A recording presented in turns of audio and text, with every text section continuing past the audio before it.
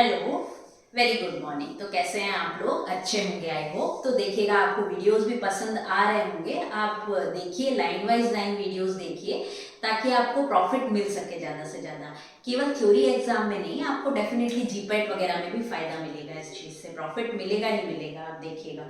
तो आप छोटे छोटे वीडियोस में बनाती हूँ ताकि आपको समझ में आ सके। हालांकि आपका क्वेश्चन आएगा टाइप्स ऑफ एरर, लेकिन मैं आपको छोटे छोटे पार्ट्स में वो करा रही हूँ ताकि आपको क्लियरिटी ज़्यादा हो सके। बेसिक जब आपके क्लियर होंगे तो आपको लर्न करने में ज़्यादा आसानी होगी, राइट। तो मैंने डिटर्मिनेट एरर के सारे टाइप्स कवर करवा दिए हैं। अब एक छोटा सा पार्ट बचा है अपना, क्या? इनडिटर्मिनेट एरर, है ना। इनडिटर्मिनेट एरर बचा है जिसको, जो बहुत छोटा सा है लिखने के लिए, है ना। इनडिटर्मिनेट एरर को ही क्या बोला जाता है? फर्स्ट पॉइंट आप क्या याद रखेंगे? इनडिटर्मिनेट एरर को ही बोला जाता है रैंडम एरर, ठीक है। अब नाम से समझ में आ रहा है इनडिटर्मिनेट, यानी इसको डिटरमाइन नहीं कर सकते। सिंपल वर्ड्स में अपन ने कोई एक्सपेरिमेंट किया अपन ने कोई, है ना, और उसका जो रिजल्ट आना चाहिए था वो नहीं आया, कुछ मिस्टेक हो गई, है ना। हाँ, कुछ मिस्टेक्स हमने उन एक्सपेरिमेंट्स में कर दी, लेकिन हम उन मिस्टेक्स को आइडेंटिफाई नहीं कर सकते कि कहाँ मिस्टेक हो गई, कहाँ गलती हो गई मुझसे। आइदर मैंने पिपेट को ठीक से फिल नहीं किया, या फिर मैंने ब्यूरेट की रीडिंग ठीक से नहीं पढ़ी, या फिर देखिए बाहर की कोई नॉइस आ रही है। मैंने आपको पहले भी बताई थी ये चीज़ कि मान लो बाहर कोई हैवी ट्रैफिक है, आपके एक्सपेरिमेंट कर रहे हैं जहाँ पे, तो इंस्ट्रूमेंट पर उसकी नॉइस का भी इफेक्ट आता है, वो भी मैं डिटरमाइन नहीं कर सकती हूँ।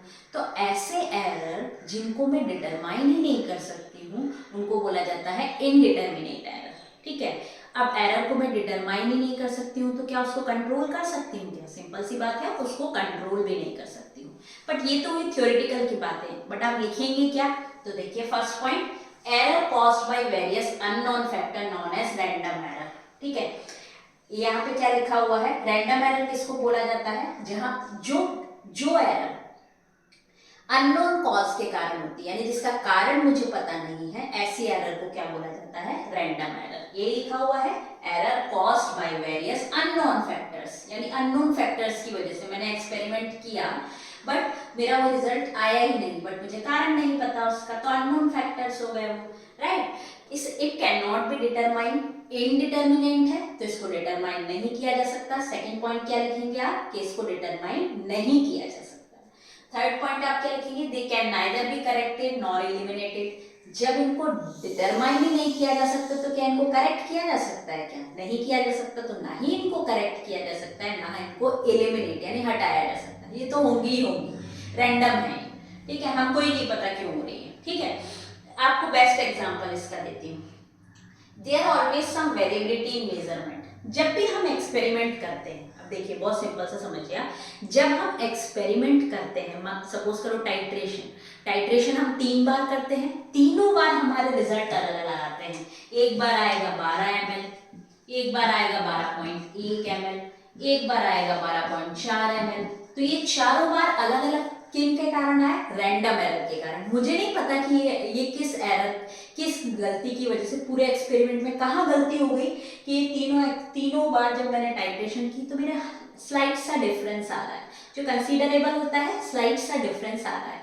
तो आप पढ़िए जरा क्या लिखा हुआ है, there always some variability in measurement.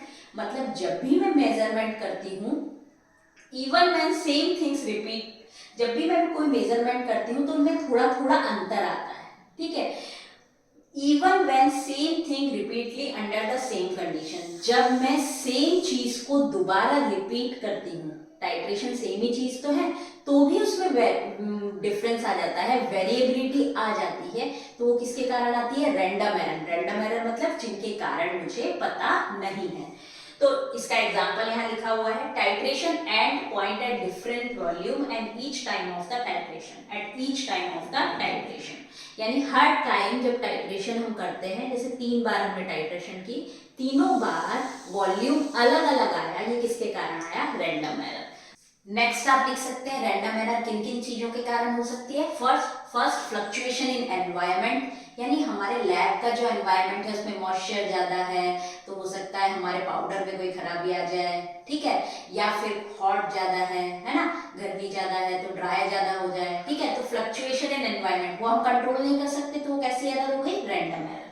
या फिर फ्लक्चुएशन इन इंस्ट्रूमेंट, ये मैंने अभी आपको इसका एग्जांपल दिया था कि बाहर यदि कोई नॉइस है और उस नॉइस के कारण हमारे इंस्ट्रूमेंट में कोई प्रॉब्लम आ रही है तो वो हम कंट्रोल नहीं कर सकते। फ्लक्चुएशन इन ओन इंटरप्रिटेशन, यानी मैं जो एक्सपेरिमेंट करने वाली हूँ उसने कोई इंटरप्रिटेशन में गलती कर दी है, मान लो ब्यूरेट की रीडिंग गलत पढ़ के और गलती लिख दी है। अब रिजल्ट आने के बाद किसको पता कि ब्यूरेट की रीडिंग इसने मैंने गलत पढ़ ली थी, ठीक है। तो ये तीनों कारण हो सकते हैं अपने रैंडम एरर के। तो देखिए मेरे वीडियोस को पढ़ने का सही तरीका है, मैंने आपको सबसे पहले फर्स्ट चैप्टर कवर करवाया था जो सारा स्लाइड में करवाया। यदि आपको स्लाइड में समझ में नहीं आ रहा है तो आप डेफिनेटली बताइएगा, मैं आपको वीडियो के थ्रू व्हाइट बोर्ड पे भी समझाऊंगी।